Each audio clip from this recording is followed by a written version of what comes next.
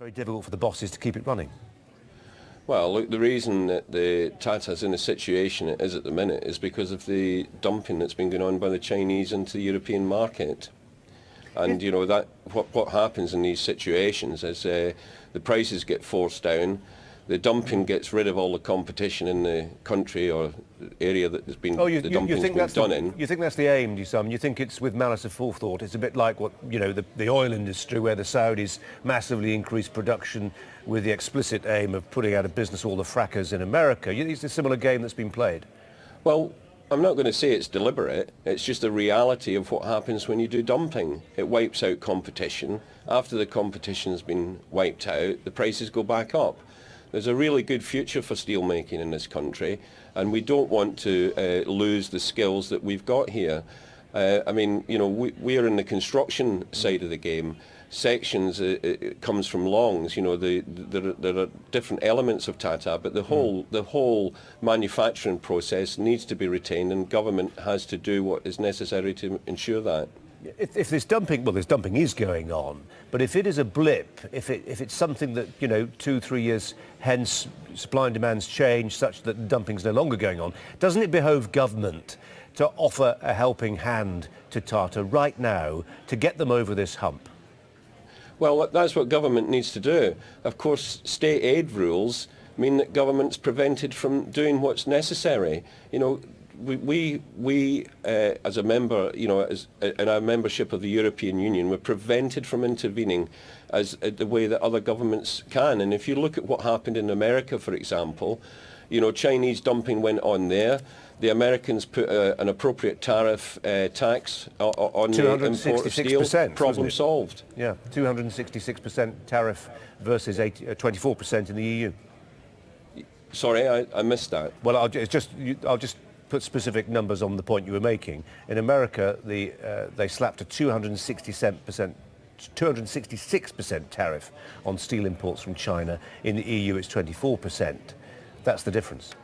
Yeah, well, look, in here, we have to follow the guidelines from Brussels, don't we?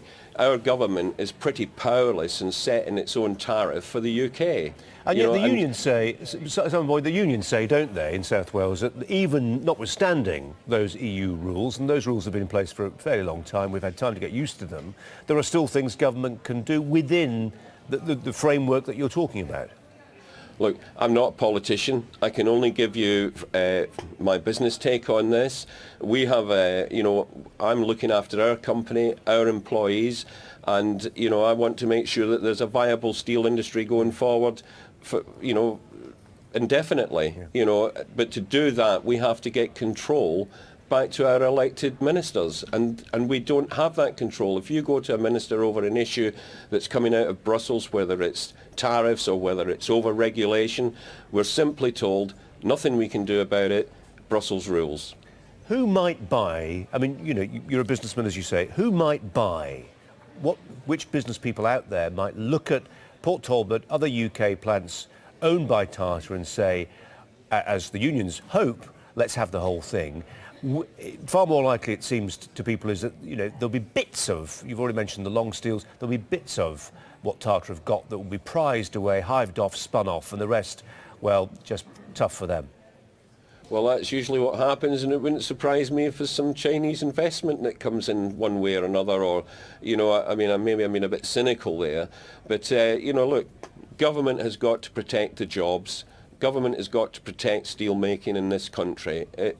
You know, we cannot see the steel manufacturing going overseas. It would be criminal to allow that to happen. Would it be, in the sense that, you know, the history of manufacturing over decades, if not hundreds of years in the UK, has seen certain industries flourish, and then when those industries are simply cheaper to do abroad, over time, regardless sometimes of the intervention of government, those industries simply wither over a period of time because the capital flows to where it's cheapest, and it's just irresistible market forces we're talking about here, and though painful, that's the way it is.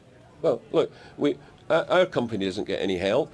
Our company was founded 96 years ago. We've exported to nearly 140 countries across the world. Incidentally, we don't work in Europe because of the protectionism that goes on. We don't have a even playing field in Europe.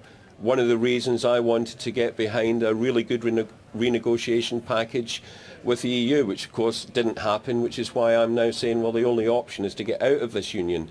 Our company's been going for 96 years, despite all the difficulties, despite all this regulation, but we are being strangled by it, and we need to free ourselves up and take back control. Simon Boyd, good to talk to you. Thanks a lot. Thank you. You didn't frankly have the balls to put country before party.